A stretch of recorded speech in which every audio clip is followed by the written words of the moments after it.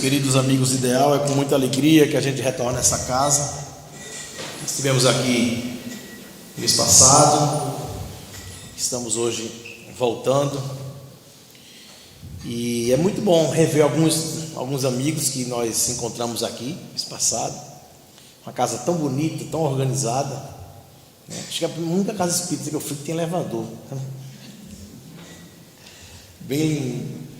e é importante esse trabalho que o Manuel Bento vem fazendo aqui. A gente estava olhando a biblioteca de vocês é muito boa, é espetacular, uma das melhores bibliotecas que eu já vi numa casa espírita.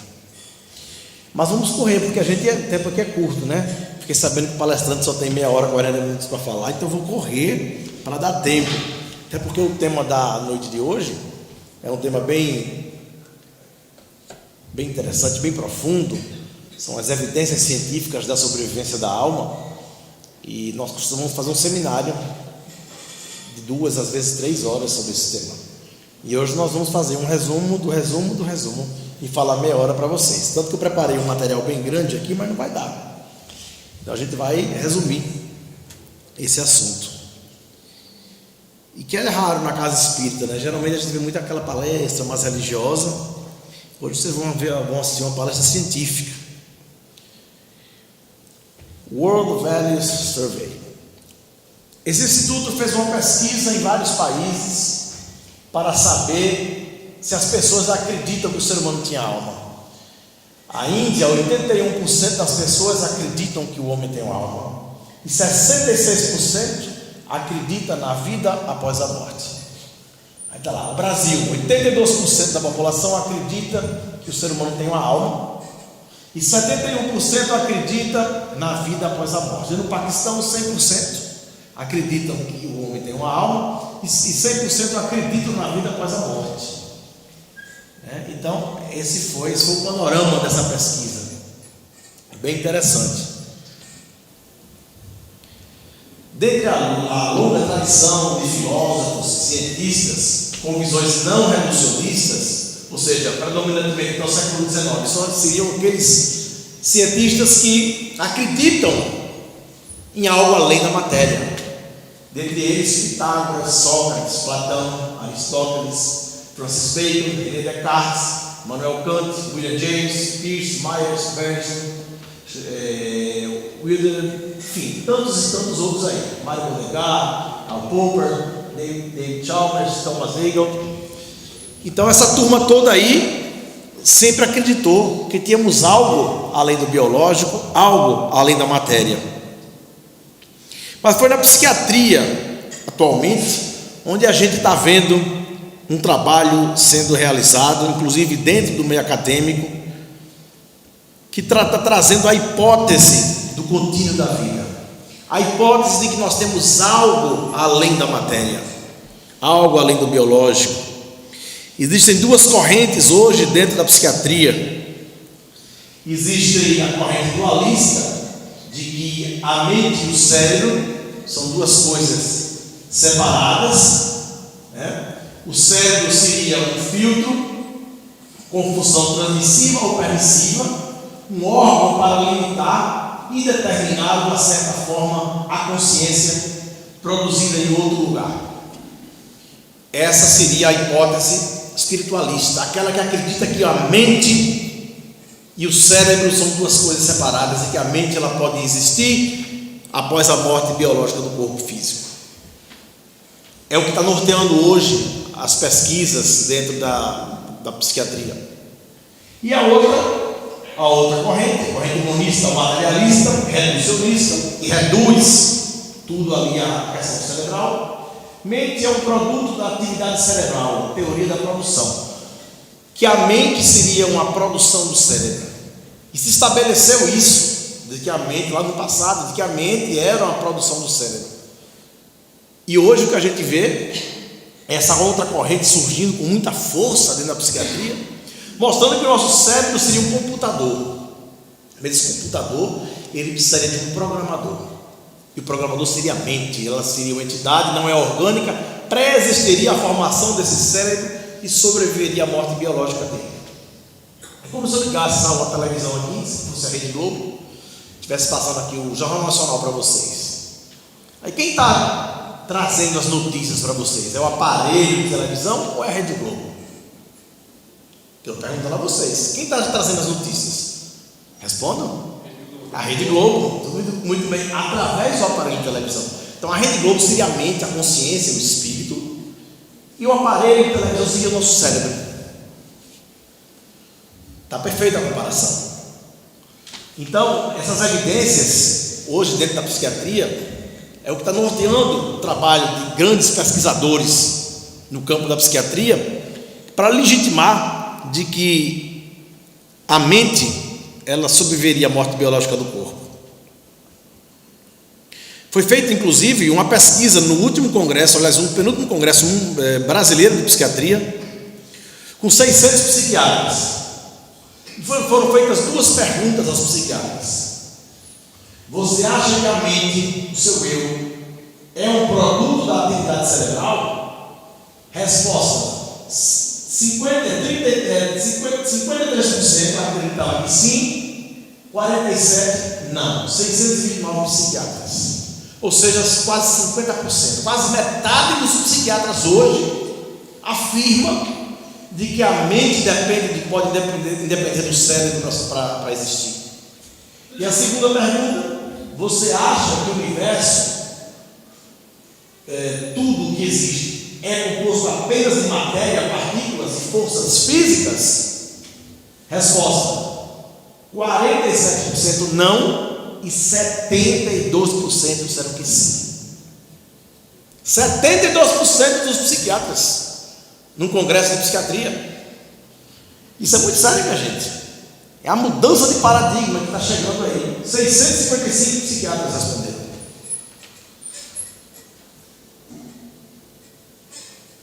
E em 2015, a WPA, que é o World Psychiatry Association, Associação Mundial de Psiquiatria, publicou um position statement, que é um artigo orientando os psiquiatras do mundo todo a incluir na abordagem clínica a espiritualidade e também nas pesquisas. Ou seja, a espiritualidade está sendo incluída por orientação da Associação Mundial de Psiquiatria. Isso aí devia ser super divulgado nas casas espíritas, né? Mas o pessoal não divulga muito. E as poucas pessoas que estão produzindo esse trabalho de divulgação não são muito valorizadas. Eu sempre digo isso, não são convidadas para congressos. Eu acho que eu vou deixar de falar desses assuntos, para trazer uma abordagem assim, bem religiosa, para me convidarem. Então, a gente tem que observar isso. A importância, porque o que faz o espiritismo ser diferente das religiões é justamente essa abordagem científica. Porque na casa espírita nós não acreditamos, nós estudamos, aprendemos, entendemos para depois acreditar. Nossa fé ela não é fogo de palha, é uma fé raciocinada, é uma fé que pode encarar a razão face a face em qualquer época da humanidade. E é por isso que nós não devemos abordar a doutrina apenas no aspecto religioso, como a gente vê muita gente fazer. Não é que a gente queira mudar o que está sendo feito, não é isso, é incluir o que está faltando, que é a abordagem científica na casa espírita, que raramente nós vemos, muito raramente. Essa é uma das evidências dentro da psiquiatria. Nós temos outras evidências aqui que poderíamos falar, como eu falei, até o final da noite, mas como o tempo é curto, eu resolvi então selecionar alguns assuntos. Vamos ficar mais assim na psicografia, que é uma das grandes evidências da sobrevivência da alma, que teve aqui no Brasil como seu precursor Chico Xavier, nosso maior médium.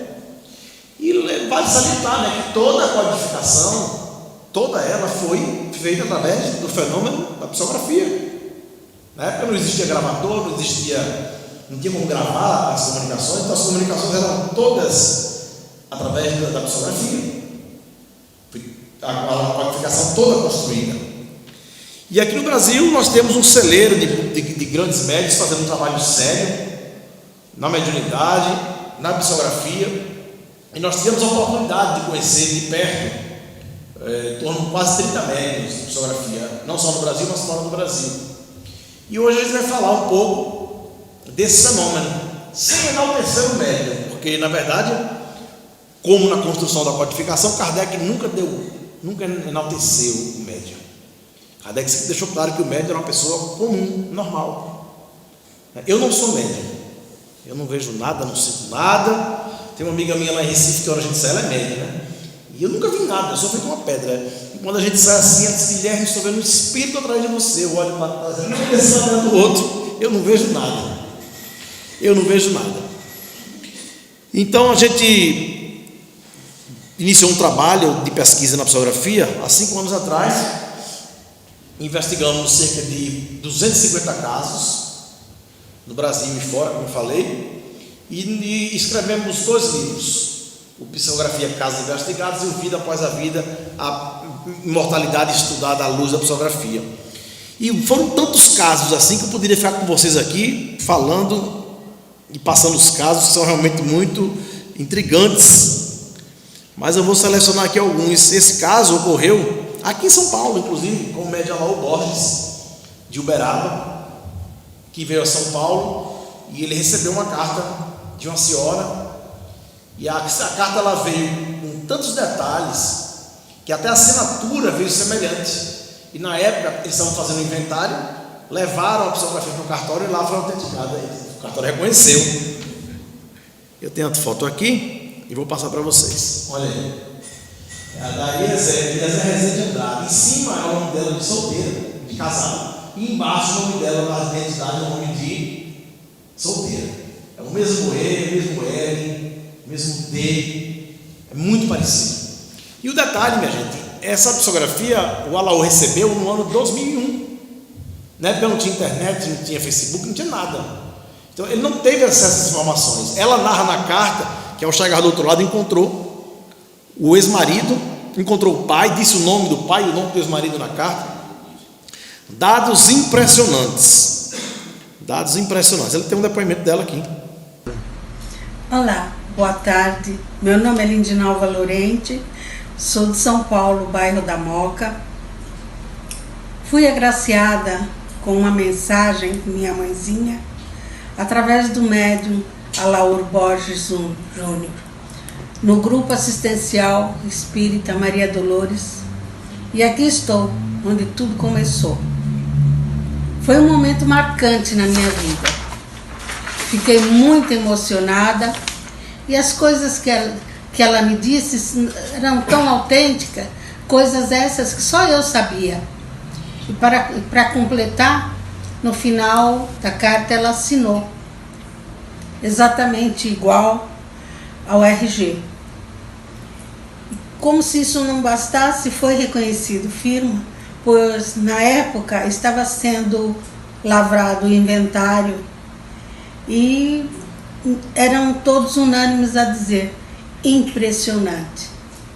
E em cima disso só tenho que agradecer muito, muito ao grupo Maria Dolores e essa criatura fantástica que é o Alaor.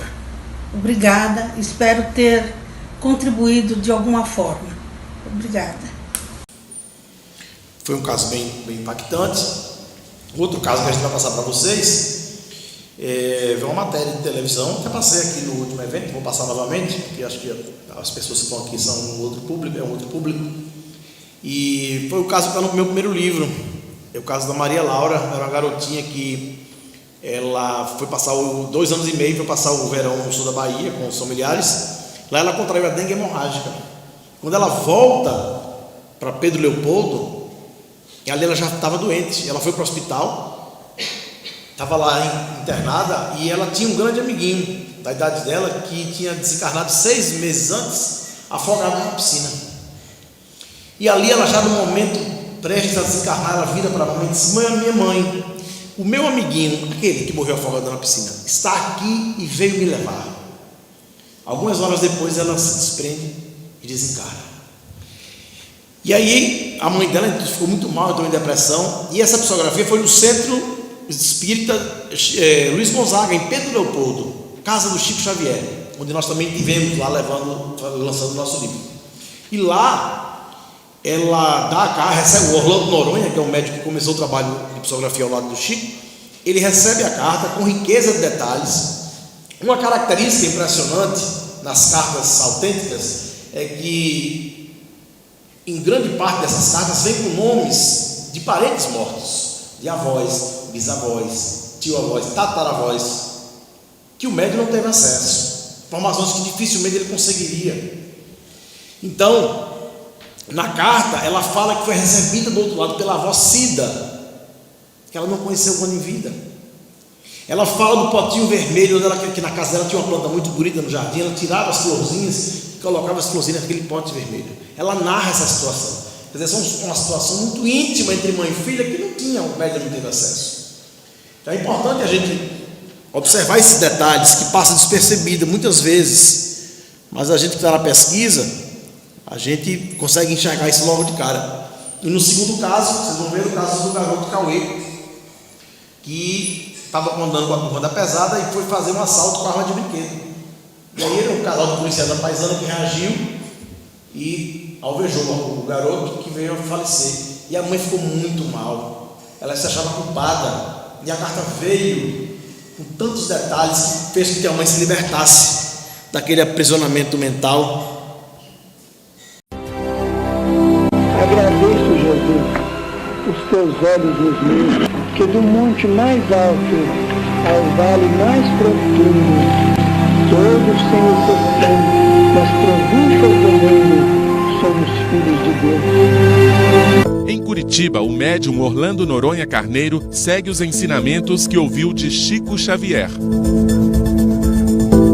Foram 6 anos de convivência e aprendizados até que, em 1986, ele recebeu do mestre a orientação de continuar o trabalho de psicografar cartas para famílias em busca de um consolo.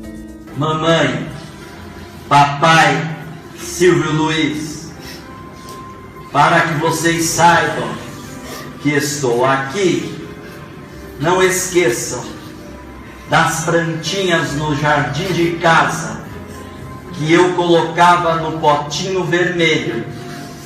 Tô bem, com a avó Cida, sua filha Maria, Maria Laura Caetano Silveira. A dona Francisca havia perdido o filho de 15 anos, morto a tiros por um casal de policiais que estava em um domingo de folga e foi abordado por 5 jovens que tinham armas de brinquedo. Cauê Gomes Ferreira nunca teve antecedentes criminais. Morava com o pai e a mãe, trabalhava de dia e estudava à noite. Desesperada e sem aceitar o destino do filho, ela buscou respostas com o médium Orlando. Por que ele me deixou? Fala pra mim. Vamos ouvir, vamos ouvir? Por que ele me deixou?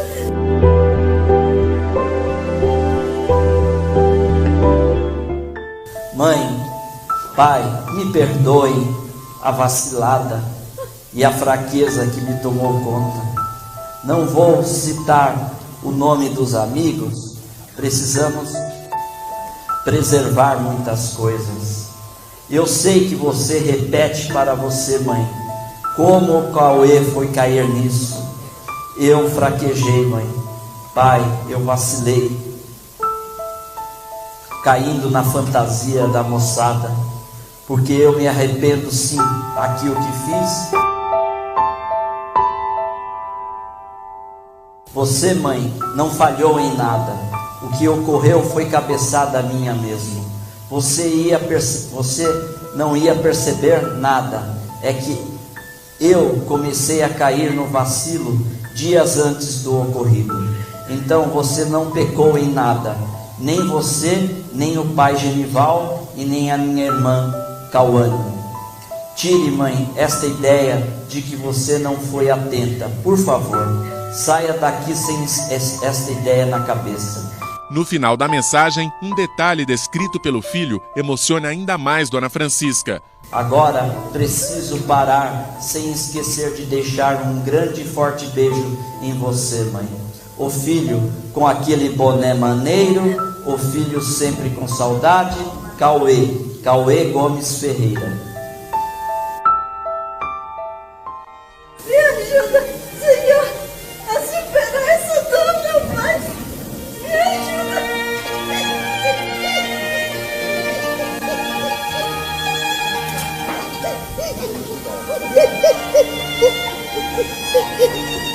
fique bem. Ele está bem, isso que é importante. Agora, você está entendendo? Eu disse tudo que até dona ele me chamava. Obrigada. Deus abençoe. Isso é a prova de que ele está vivo, certo?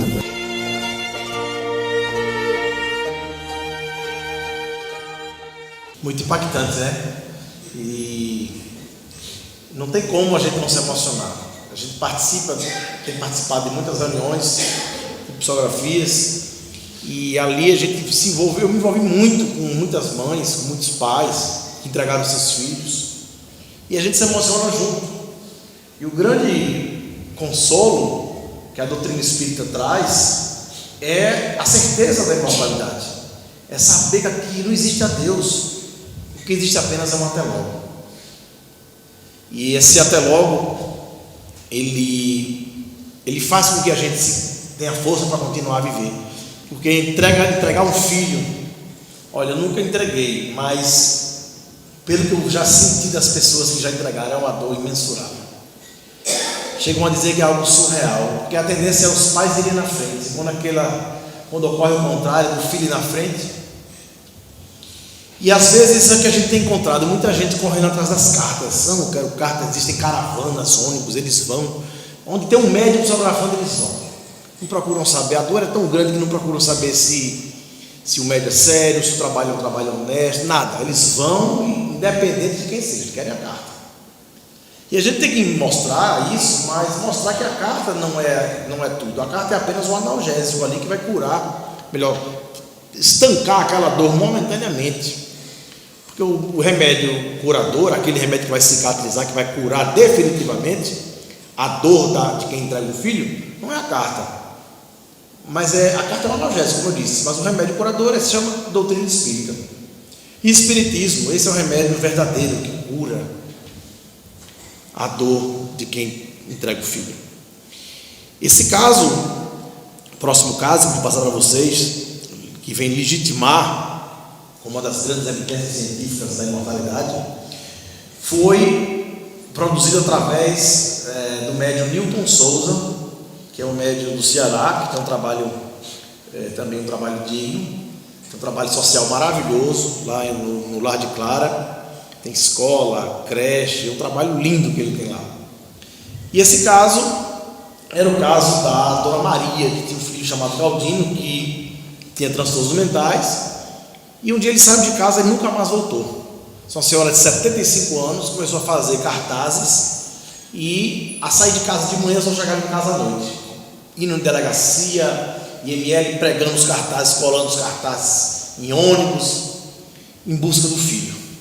Passou 2 anos procurando o filho, nada de encontrar o Cauê, ou melhor, o filho dela. Então, o Galdino, o que aconteceu? Uma amiga a levou para o Lar de Clara, e lá ela recebeu uma psicografia do sogro dela, do ex-sogro dela, que já tinha desencarnado, obviamente. E ali, o ex-sogro fala na carta que ela parasse de procurar o filho, o Galdino, nos hospitais, no IML, e que ela fosse a Lagoa do Juvenal, na região metropolitana de Fortaleza, e procurasse saber de umas ossadas que foram encontradas lá. E aí ela vai, chega na Lagoa, resolve ir na delegacia, vai na delegacia, e lá ela pergunta ao delegado se foram encontradas algumas ossadas lá. O delegado diz: não, eu não lembro de nenhuma ossada, não. Que história é essa? Não, foi porque como é que a senhora sabe disso? Não, porque foi o espírito que disse. E aí o escrivão: não, doutor, a gente não, doutor, lembro, fui eu que encontrei. Aí mandaram, disse: meu filho, aí mandaram eles exumar o cadáver, fazer o DNA. Enquanto o DNA não sair, ela vai para o Lar de Clara de novo. Ela chega lá, aí recebe a carta, dessa vez do próprio filho do Galdino, dizendo que estava muito feliz de lá ter encontrado o corpo. E ele narra com riqueza de detalhes o que aconteceu. Se foi ver a lagoa, achou o lago bonito, a lagoa bonita.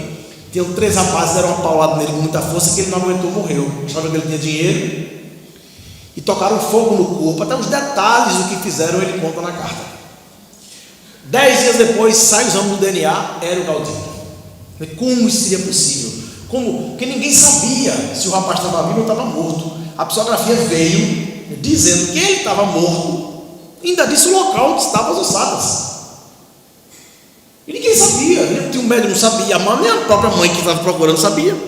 Eu trouxe esse caso para passar para vocês. Uma das maiores evidências na psicografia, inclusive nós apresentamos esse caso há 3 meses atrás, na Faculdade de Medicina da Universidade Federal de Juiz de Fora, para o grupo de pesquisa do NUPS, que é hoje o maior grupo de pesquisa científica da América Latina, unindo medicina e espiritualidade. E uma das cartas escritas neste centro espírita ajudou a polícia do Ceará a retomar um caso que ainda estava sem resposta. Uma carta, psicografada pelo médium Newton Souza, teria indicado o local onde estava a ossada de um homem desaparecido.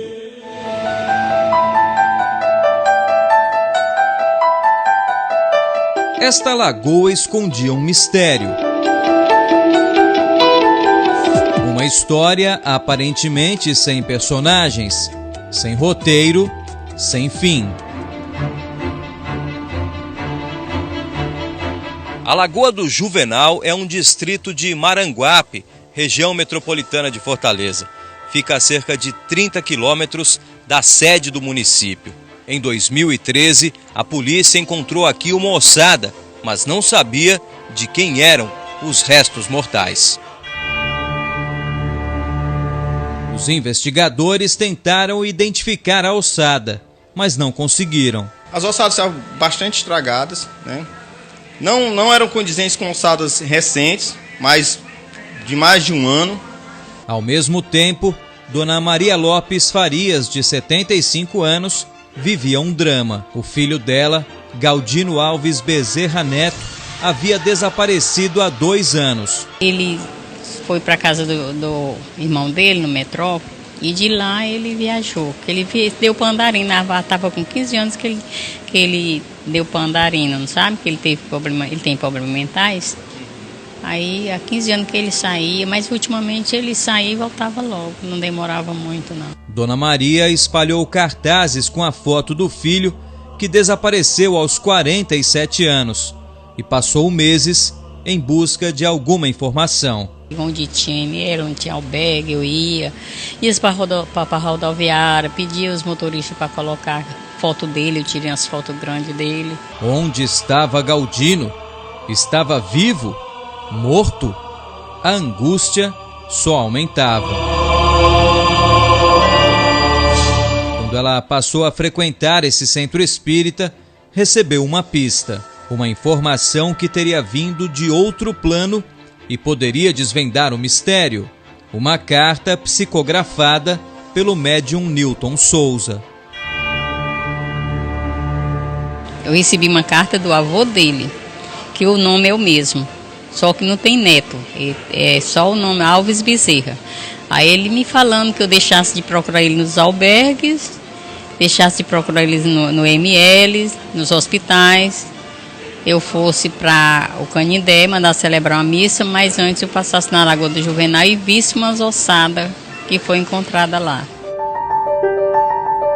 Dona Maria chegou a procurar a lagoa, mas decidiu mudar o rumo e seguiu direto aqui para a delegacia de Maranguape. Os policiais revelaram que realmente uma ossada havia sido encontrada na mesma Lagoa do Juvenal, citada na psicografia, no dia 9 de janeiro de 2013. Dona Maria pediu então que fosse feito o exame de DNA e o resultado confirmou que a ossada era mesmo do filho dela. Se é o Galdino o único que está desaparecido, a gente já imagina imediatamente que seja ele. Aí ele escreveu a carta, aí muito satisfeito e dizendo que mãe, agora estou satisfeito porque é verdade o que deu no DNA. Ele me escreveu uma carta, antes de eu fazer o exame, ele me escreveu uma carta contando tudo. Disse que não ia descer lá, desceu por acaso porque ele achava a lagoa muito bonita e como ele gostava de aventuras, então desceu e ficou admirando. Aí lá, aí veio o povo, chegaram, pensavam que ele tinha dinheiro, como ele não tinha dinheiro, aí bateram com um pau muito forte na cabeça dele, que ele não aguentou. Aí eles, para se livrar do corpo, fizeram o que fizeram. A carta psicografada por Newton deu a pista que Dona Maria precisava. E com a identificação da ossada, o caso foi retomado. Mas a polícia ainda não descobriu qual foi a causa da morte de Galdino. O estado em que as ossadas foram encontradas não permitiram ao perito legista determinar a causa-morte. Como é que a senhora se sente hoje? Hoje eu me sinto bem, graças a Deus, muito aliviada. E a sua ligação com o seu filho? Muito grande, muito mesmo. Eu tenho uma ligação com meu filho, assim, coisa que eu não tinha quando ele era vivo, eu não tinha o quanto eu tenho hoje. Foi bem, esse caso foi bem interessante para a gente dar uma pesquisa, né? Porque ninguém sabia onde estava o corpo. E aí, engraçado, quando a gente esteve lá na Inglaterra fazendo um trabalho, fomos conhecer a Diácono Fernando de Corte, que eu falei aqui na palestra passada, que é uma faculdade para a formação de médios na Inglaterra. E esses médios lá, eles quando terminam o curso, alguns deles ficam à disposição da Scotland Yard, que é a polícia de lá da Grã-Bretanha, para eles, às vezes, ajudarem para desvendar aqueles crimes hediondos, serial killers. Inclusive, vários corpos foram encontrados com a orientação dos médicos. Isso foi revelado para a gente por um repórter investigativo lá de Londres. Interessante que eu cheguei nessa universidade, impressionado, um prédio antigo do século XIX, e lá funciona desde 1965, essa faculdade.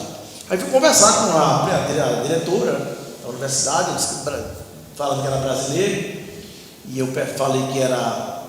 perguntei se ela conhecia Allan Kardec. Ela nunca ouviu falar. Tem algo errado, né? Tem alguma coisa errada. Como é que nós, com esse conhecimento todo, não conseguimos levar essas informações para os espiritualistas da Europa, da Inglaterra? Tem alguma coisa errada. E ali eu disse a ela, mas a senhora não conhece nem médico lá no Brasil? Ela disse, conheço sim. Aquele médico, vocês lá tem bem conhecido, eu achei que ela fosse falar de Chico. Ela olhou para mim, sim, aquele lá, bem conhecido, o João de Deus. Ela só conhecia o João de Deus. E ali, quando eu saí de Londres, eu fui para a Inglaterra, né? Para finalizar a minha palestra, que já passou da hora. Quando eu saí de Londres eu fui para Paris. Aí eu fui visitar o túmulo de Kardec. Para ver, tinha que ir lá, né? Tinha que ir. Quando eu cheguei lá, eu digo, vou ver, porque no Brasil o espiritismo quase que se tornou uma religião. Muita gente acha que é. E é com a coisa da adoração, né? De se fazer o espiritismo segundo o Evangelho, quando na verdade o Evangelho tem que ser segundo o espiritismo. Porque as concepções espíritas são maiores do que as concepções evangélicas. Porque o Evangelho pelo Evangelho não explica o espiritismo, mas o espiritismo explica os evangelhos. Então, o que Kardec escreveu, o espiritismo segundo o Evangelho, ele escreveu o Evangelho segundo o espiritismo. E a gente vê muita gente fazendo o espiritismo segundo o Evangelho. E eu fui, então, eu cheguei em Paris, eu fui lá ver o túmulo, né? E quando eu cheguei lá, minha gente, eu tive uma decepção tão grande, que vocês vão rir agora. Eu cheguei lá no túmulo de Kardec, quando eu vi um casal de franceses lá, olha o que eles estavam fazendo no túmulo de Kardec. Vejam vocês. Isso eu filmando, eles começaram a alisar o bronze lá de Kardec, chega a estar branco uma parte assim, tanto que eles alisam, fica alisando. Agora fazer uma prece, alisou na frente, e é um francês, viu? Se estopou aí, começou a prece agora. Começou a prece. E começou a orar, e quando eu fiquei esperando, quando ele saiu, aí eu fui conversar com ele. Eu disse, o senhor sabe quem foi esse homem? Ele disse, claro, esse homem tem poderes, ele fala com os mortos. E ali ele começou, e fez essa hora e ficou lá orando. Aí quando ele saiu, foi a esposa. Então, se isso está ocorrendo na França, nem imagine aqui no Brasil, né? Então é muito natural as pessoas não entenderem a mensagem de Kardec, melhor, a mensagem dos espíritos através de Kardec. Como dizia Herculano Pires, o espiritismo é o grande desconhecido de nós espíritas mesmos. E às vezes a gente fala isso e as pessoas não entendem e até se sentem mal, porque na verdade a gente não está querendo mudar nada. A gente está, como eu falei, a gente quer incluir aquilo que está faltando, que é esse tipo de abordagem. Eventualmente, não precisa toda vez não ter uma palestra, uma abordagem científica, mas eventualmente, no mês tem 30 dias, você tem aí 8 palestras por mês, uma por mês, uma abordagem científica, porque a doutrina ela tem que ser abordada nos aspectos científicos, filosóficos e religiosos, no caso de cunho de moral, né? A moral do Cristo. E Jesus, o Kardec trouxe Jesus para ser nosso modelo guia. E muitas vezes a gente se comporta como os católicos, os protestantes, né, que tem Jesus como seu salvador pessoal. O Espiritismo não ensina que Jesus é o nosso salvador. Para nós, Jesus é o nosso mestre, não o nosso salvador. O Espiritismo não ensina isso. A salvação se dá através da nossa reforma íntima, da nossa melhora como ser humano. Só que essa melhora não se dá de forma religiosa, ela se dá através do conhecimento. Conhecereis a verdade, ela vos libertará. João 14,16: não vos deixarei órfãos, vos mandarei o Espírito de verdade, que repetirá coisa que já vos disse, revelará coisas que não podereis suportar, ficará convosco para sempre, será o vosso Consolador. Esse Consolador que Jesus prometeu ao Espiritismo, porque só consola, porque esclarece. Não deixa o indivíduo apenas com a crença, põe o conhecimento na frente da crença. Nossa fé não é fogo de palha, é uma fé que pode encarar a razão face a face em qualquer época da humanidade. Muita paz a todos. Eu queria agradecer a oportunidade. A gente trouxe alguns livros, quem quiser ainda tem, alguns poucos. A gente falou ontem de outras casas, mas ainda tem, contando esses casos que vocês viram aí e outros mais. É um presente para quem perdeu um ente querido, ou para aquela pessoa mesmo que não acredita em nada. Uma pena a gente não ter mais tempo, porque são tantas evidências. Tem a transcomunicação instrumental, que é uma grande evidência científica hoje. Nós estivemos visitando vários grupos de pesquisa no Brasil e fora do Brasil. As experiências de quase morte, outro trabalho fantástico, tem vários grupos de pesquisa aqui no Brasil realizando esse trabalho. Mas fica para uma próxima. Qualquer hora a gente volta. Muita paz.